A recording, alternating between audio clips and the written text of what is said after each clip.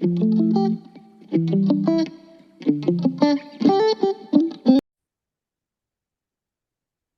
morning, everyone. Welcome. Today is Saturday, January 24th. It is 8 a.m. PST, 11 a.m. EST, and pretty late in the evening somewhere in the East, in Europe. And we are here for the village gathering. Today's topic is understanding the nervous system. And we are continuing on our theme for the village, where we started off with my acronym PAUSE, which is the framework that I created for myself and then for my kid to help us figure out a way to respond instead of react when we get triggered. So we've already done P for presence, getting to pause and then getting present in the moment when we are triggered. And we've also done a little bit of how to get presence or stillness into our lives just as a baseline. And then we moved into A for awareness, recognizing when we're triggered, recognizing what happens to our bodies when we're triggered, and also naming those emotions. Because honestly, I didn't learn how to name my emotions till I was a grown adult. And I'm grateful my kids learning it now. But here we are backtracking and learning it for ourselves too. And today is U for understanding. And guess what? This is the meat. This is the heavy topic. This is the understanding ourselves. We're going to start it today. And I'm pretty sure we're going to be continuing it next time as well. So understanding is going to be what our next month's topic is also going to be. I also just want to share quickly that there are replays available for this recorded portion on a YouTube channel, Finding Moms the Village, and all of you have access to it through the Village Members page. And we're going to allow for people to have access to the recorded part. And of course, if you want the discussion, which is where the meat of it is, where we are actually integrating the work, we need you to be here to enjoy that time with us. We're going to just go right in today. I also want to share that we have a guest, Maria, who's going to be here with us. And before I jump in and introduce her, I just wanted to say one last thing. Understanding our nervous system is such a big, big, big topic. And we're going to just dip our toes in today. And as we dip our toes in, it's just to share that so much is out there and that so many people are there to help and support you through this. I will share myself. I have a couple of coaches that I share coaching with. We barter. And then I have one that I pay way more than I charge. And then I have a therapist. And all of these people are there to support me to continue to understand and grow my nervous system. And I'm always a work in progress. The biggest part about this understanding our nervous system is that it's always peeling off a layer and getting to know myself a little bit better the more I go along. And I want to just reassure everyone that you're not going to get it all today, but this is just the beginning. This is just a step. And then, of course, having support, having help through this is important and actually safer, especially if there are big triggers and things that we haven't uncovered or dealt with in the past. With that, let me introduce who we have today. Maria, thanks for being here. I'm really honored to have you as our first guest for the village today. And she came right at the right time. I don't know what it was. We met, and I immediately said, "Hey, you're coming next time. We're doing this." And I'm glad she's coming because honestly, if I lose my voice today, because I've been sick this past couple of weeks, she's right there to take over for me. And this is the perfect time I needed you. Thank you. So, Maria, just to introduce you, Maria is a co parenting and step parenting coach, and she supports divorcee and divorced parents and step parents through their beautiful, messy reality of family life. Her work is deeply grounded in helping families create spaces where parents, partners, and children all feel supported, valued, and connected. And in addition to her coaching work, she serves as a vice chair of the Sparrow Collective, which is a nonprofit dedicated to creating supportive housing for women and their children during divorce, a mission that's very close to her heart. What makes Maria's work especially powerful is that it's personal. She shares that she met her stepdaughter when she was almost 7 and wasn't sure she was a mom material. And 2 years ago, her stepdaughter asked her to adopt her, a moment that reflects so much of her own growth, healing, and courage that now informs Maria's work.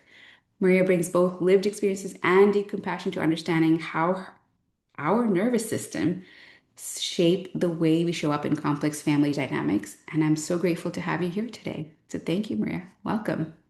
Thank you so much for the warm intro. Thank you for this beautiful space. And thank you to everybody who is here, who is able to join us and create this time for yourselves and to get to enjoy the honor of your company. I think these conversations are so important. And I just think that, Priyanka, you had a really beautiful way that you led us into this introduction to ground us in our time together today. So, yes, just thank you so much for that.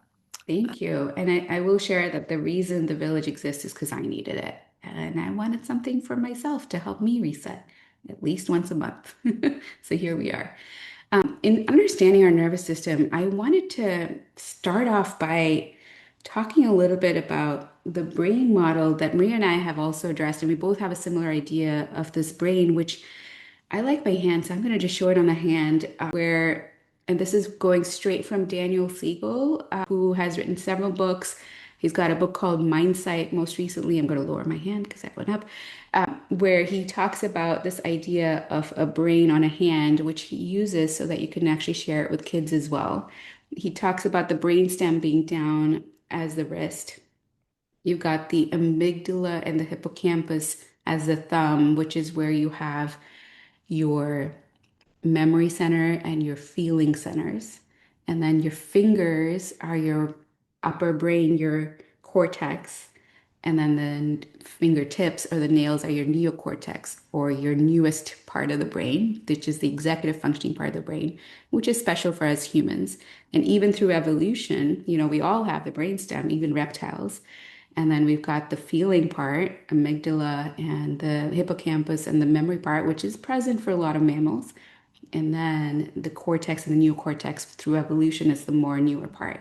So, Maria, I'd love for your take to be added onto this because you said it beautifully about memory. So, please feel free to share what your ideas are of the brain and how we function and how we get triggered and why we get triggered. So, go ahead.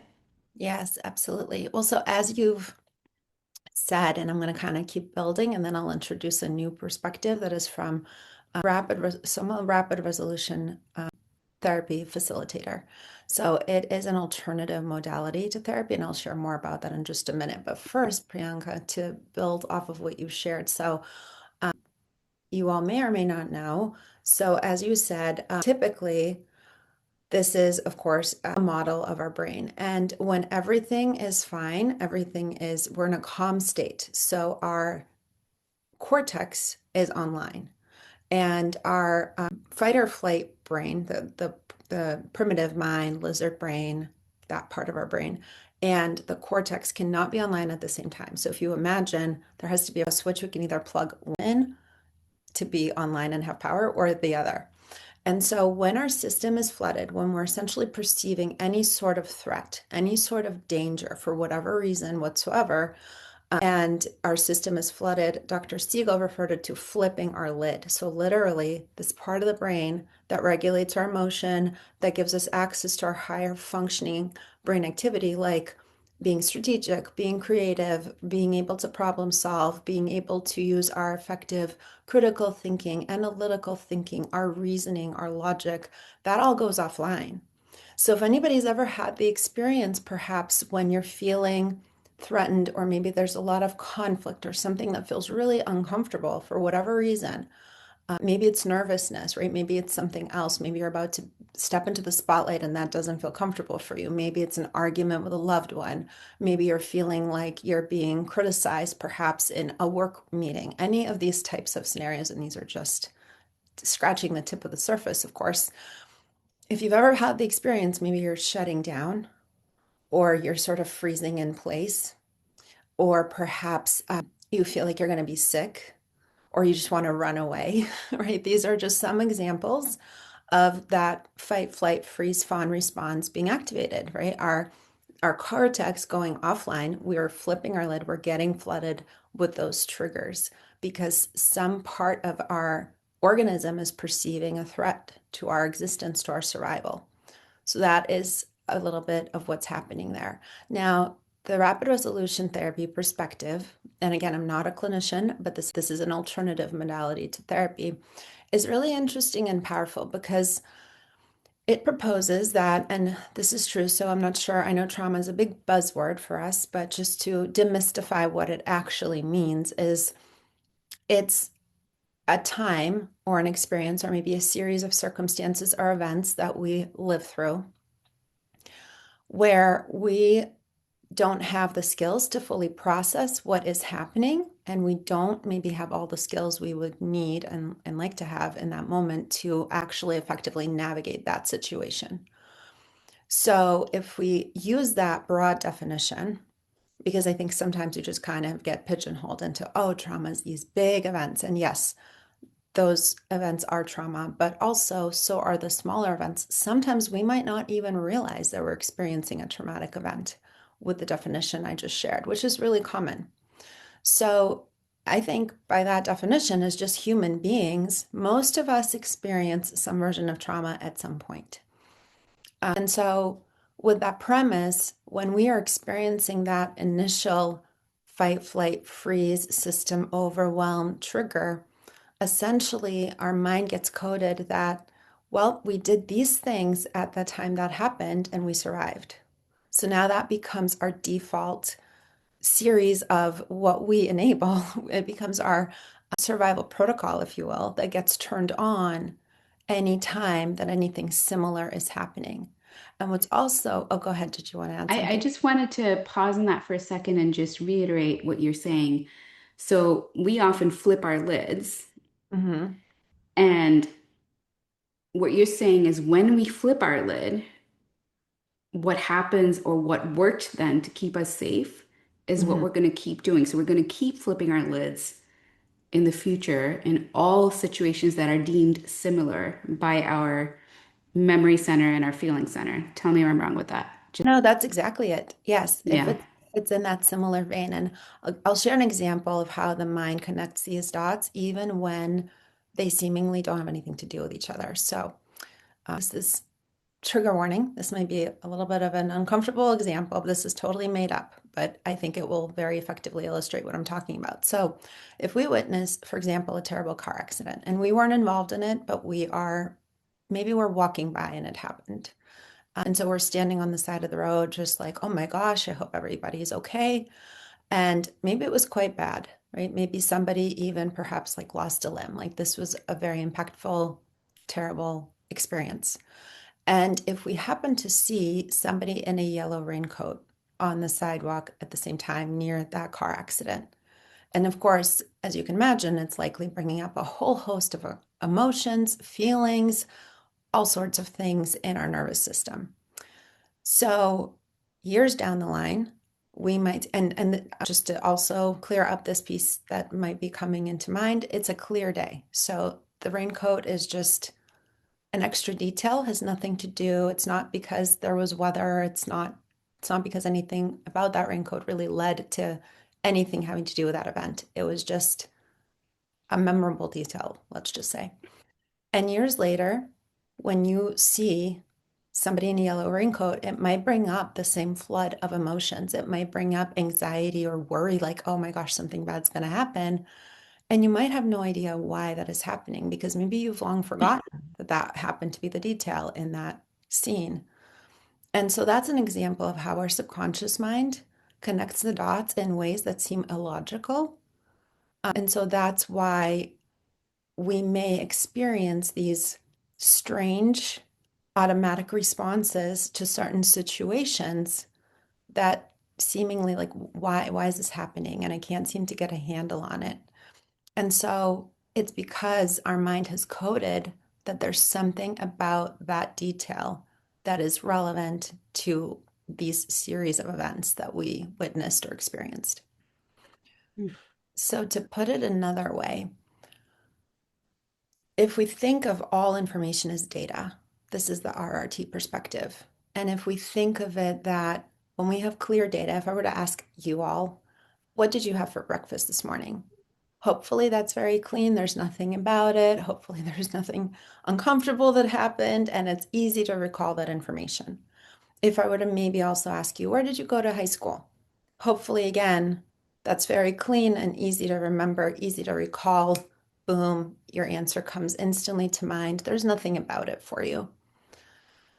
So that's an illustration of how data works effectively. If we think about a child with a sifter toy sitting in a sandbox, and the sifter toy has little tiny holes where the grains of sand get sifted through, and maybe there's even passageways, again, Grains of sand coming in, easily sift through. That's how we can think of the data about what you had for breakfast and what, God bless you, and what you had for, or where you went to school, right? So that's exactly how that toy is supposed to function. The grains of sand get sifted through, they easily get stored. And we can think of that as that's how our mind takes in information, and that information gets sifted through and stored in the memory bank exactly as it's supposed to when there's nothing about that information. If, however, you think back on a disturbing event, perhaps, maybe very majorly disturbing, maybe just simply disturbing. There's a lot of emotions tied to it for you. A lot of times, that information gets coded by our mind, the subconscious mind, as danger, right? There gets an extra label slapped on it. And we can think of that information as if we were to experience these several grains of sand and maybe even add some water to it, and it can clump up. And so when we're thinking of the sifter toy with these tiny holes and passageways, the clumped pieces of information are sitting at the surface. They're not able to pass through effectively through those passageways and get stored in the memory bank. And so, again, with the analogy I had shared earlier with the man in the yellow raincoat, with this very disturbing event with this car accident, because they're sitting at the surface of the sifter toy, anytime information remotely similar is coming through, they're like rattling like a little earthquake, right? So this clump of data is being activated, if you will. And so all the emotions and thoughts and feelings around that are also being activated because this information is clumped together. It's sitting at the top. It's not processing through. Another way to think of it is if we have a computer and there's a very, very large image, right? Sometimes they can take a long time to load.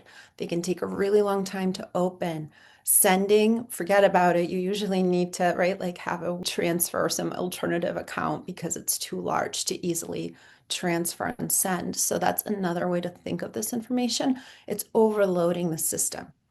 And the reason for that is if we think of it as, essentially, in order to survive, our mind pays more attention. It wants to get our attention onto the thing that will help us to survive.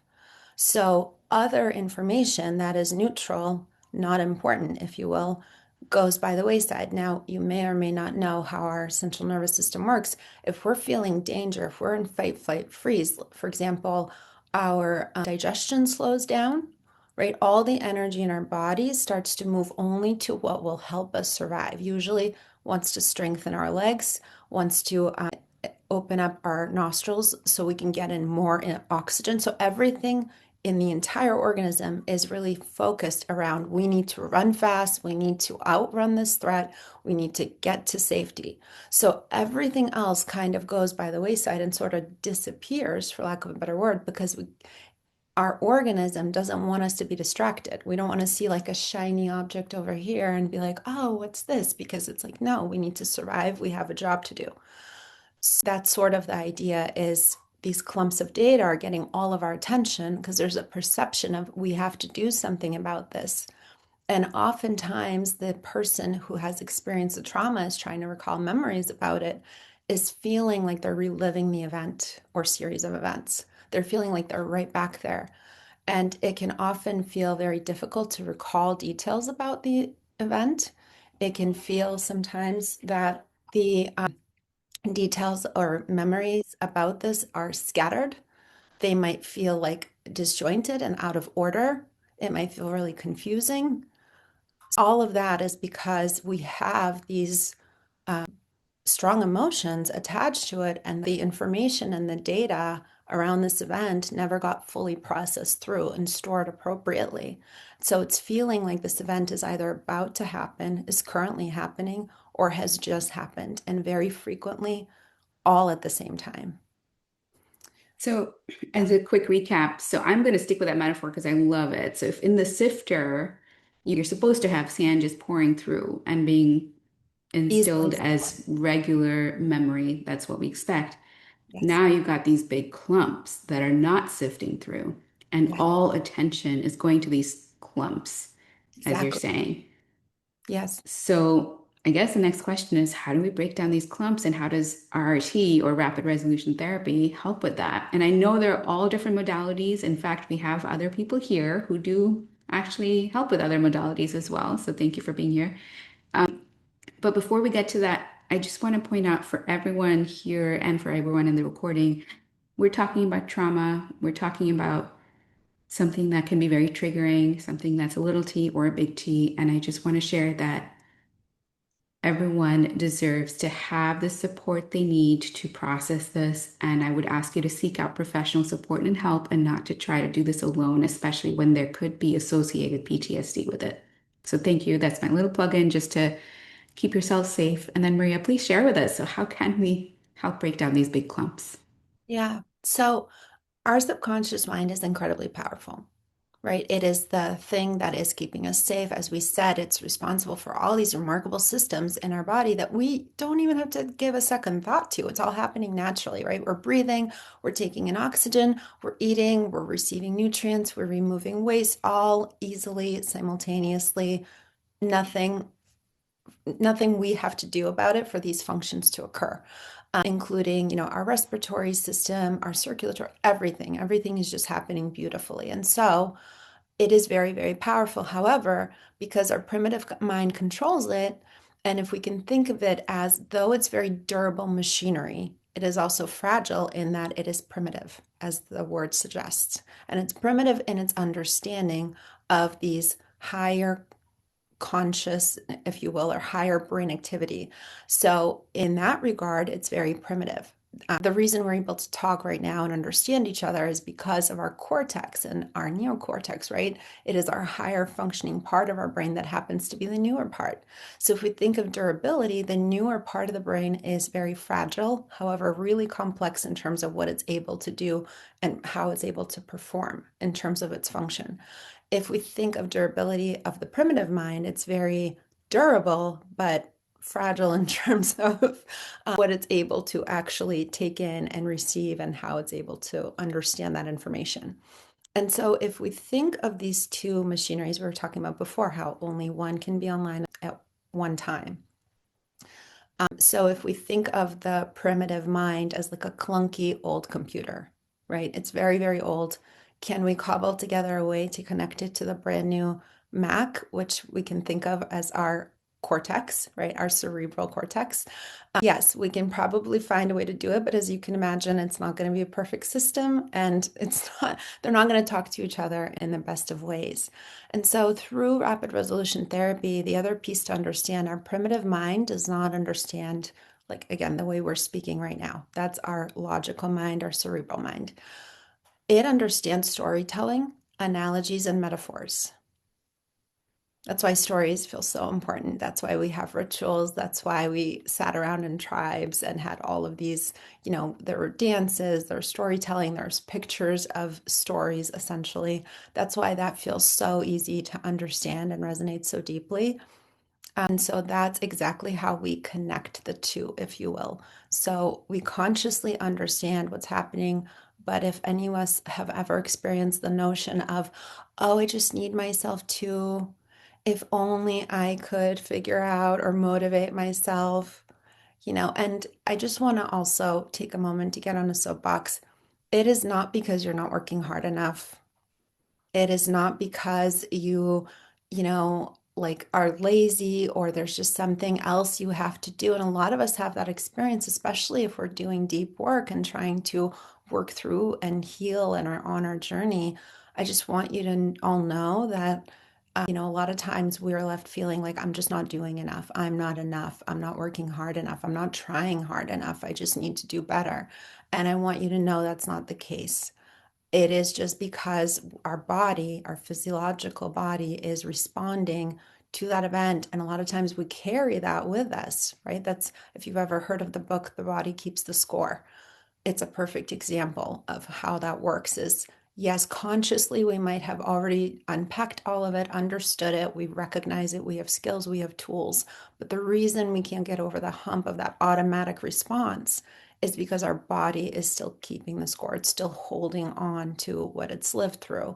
And RRT, in my experience, is an extremely effective way in a 2 hour session to very powerfully shift through that, release what is no longer needed, and really help to connect the subconscious and the conscious mind. Most importantly, recognize that there is no danger or threat currently. You've already survived it.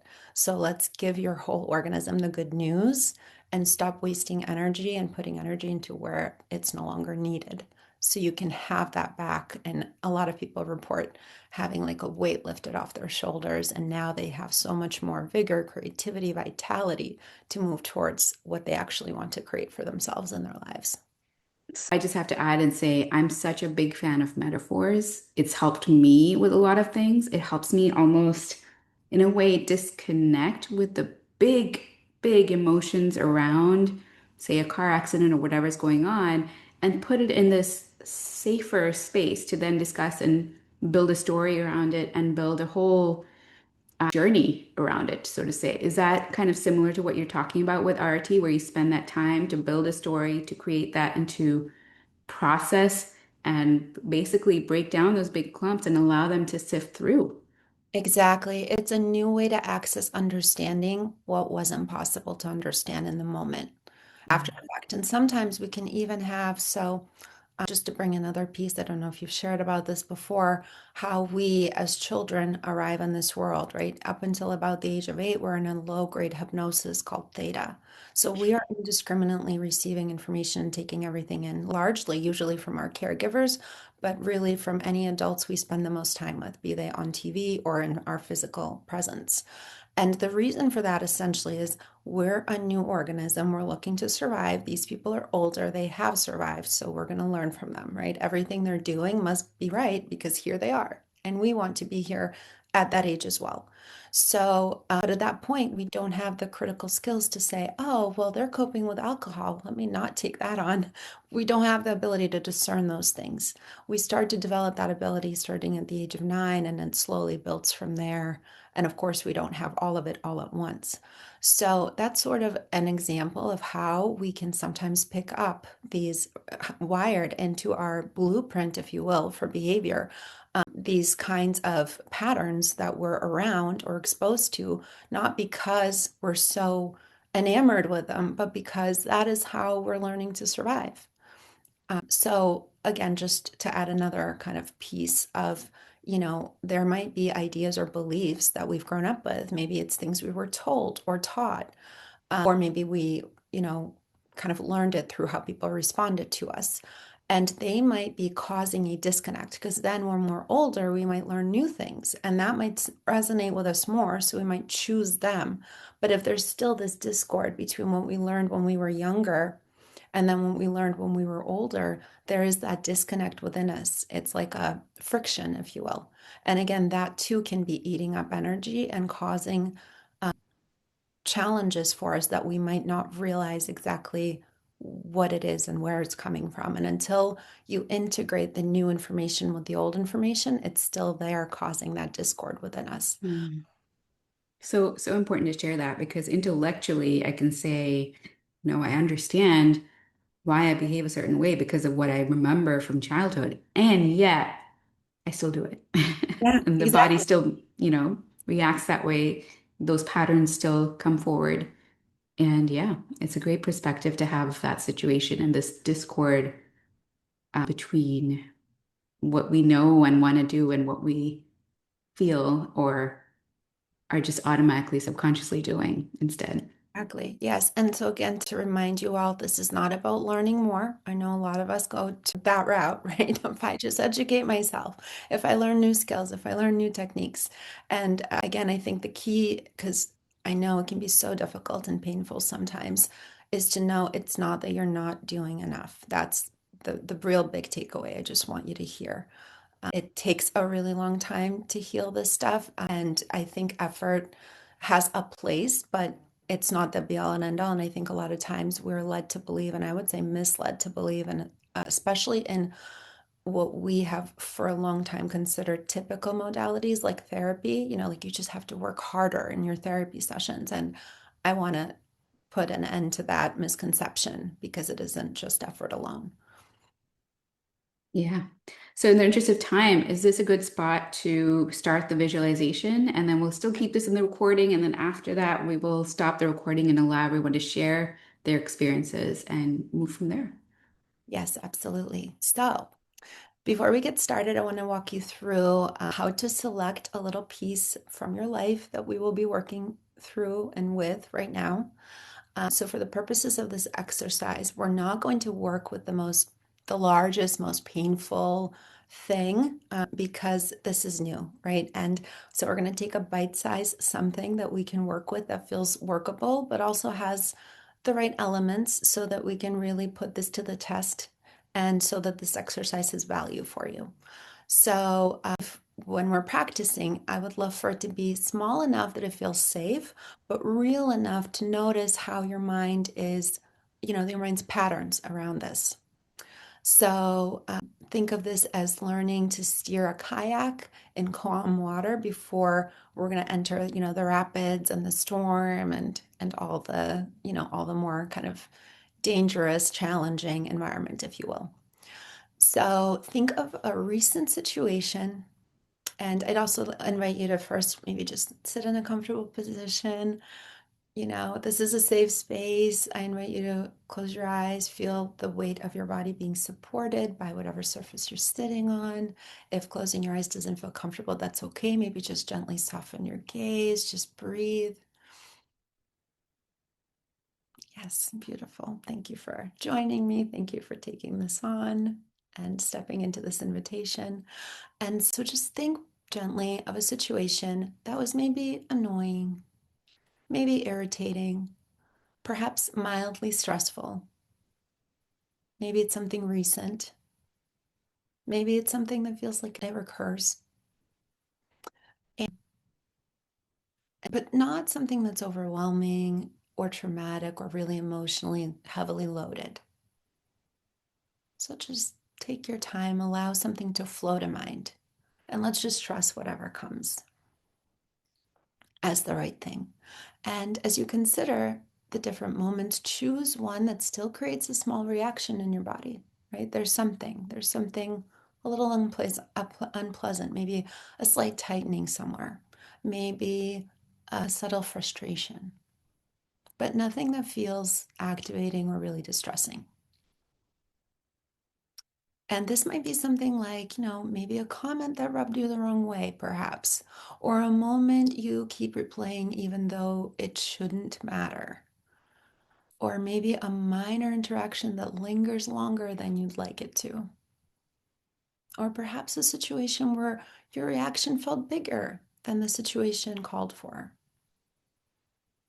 And if at any point you're unsure whether something is too big, choose something a little smaller. So, this exercise is about understanding how the mind works, not pushing through discomfort. So, we're starting small on purpose because success really builds confidence, and confidence builds capacity. And once we understand how this works for this small moment, we can take the same exact idea, the same concept, the same exercise, and apply it to larger moments, and then build up to the really big ones. So, once you've chosen a moment, hold on to it lightly in your awareness. Just gently allow it to flow up to the top. And so you're not analyzing it, you're simply noticing how your mind relates and what's going on for you.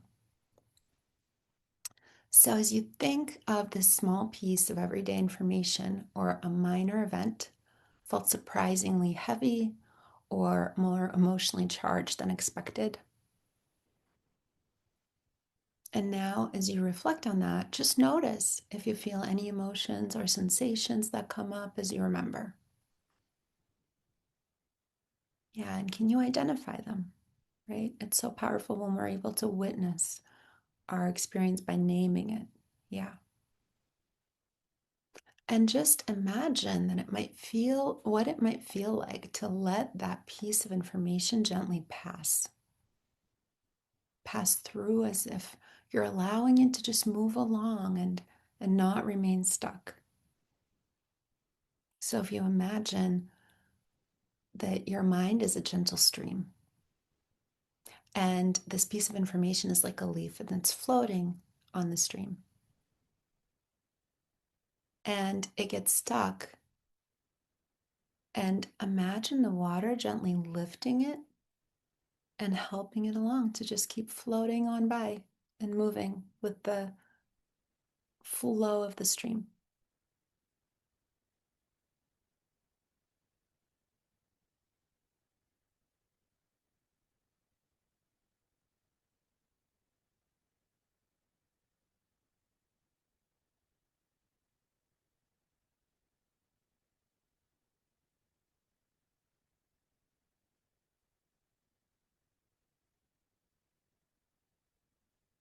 Yeah, and in your own sweet time, when you're ready, go ahead and gently come back and open your eyes.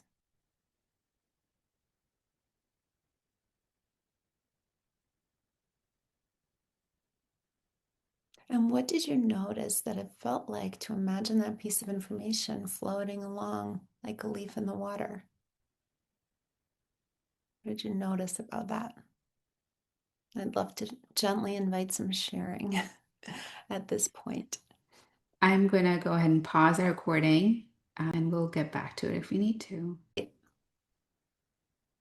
So, this visualization, our sharing part's over, but it was so amazing, and everyone said such beautiful stories to share about how important this was, this just these couple of minutes, how amazing it was to shift a little bit in what they were going through. So, thank you, Maria, for that. And feel free to share more about what you experienced with our sharing portion.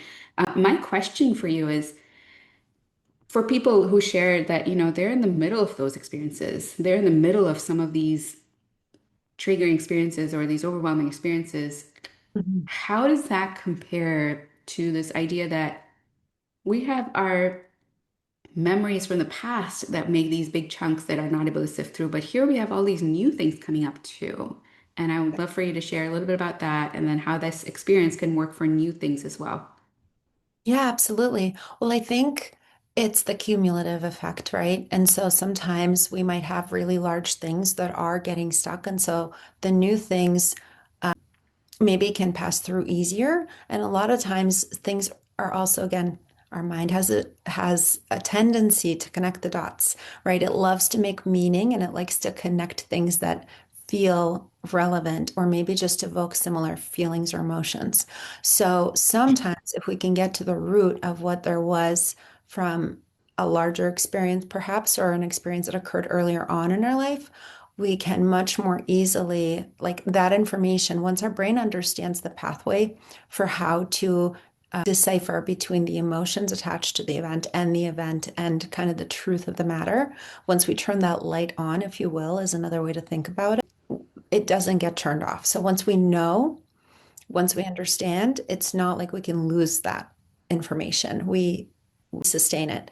So again, once we work with one piece, sometimes it just automatically gets transferred to how to process the new event. Mm. Um, So yeah, the way I'm thinking about it is it's like a muscle that we're learning. exactly. Exactly. And if we Yep. learn it in to use this muscle in one space, it can translate and help us even declump or not even allow that clump to form so that it just sifts through easier, which is Exactly. beautiful.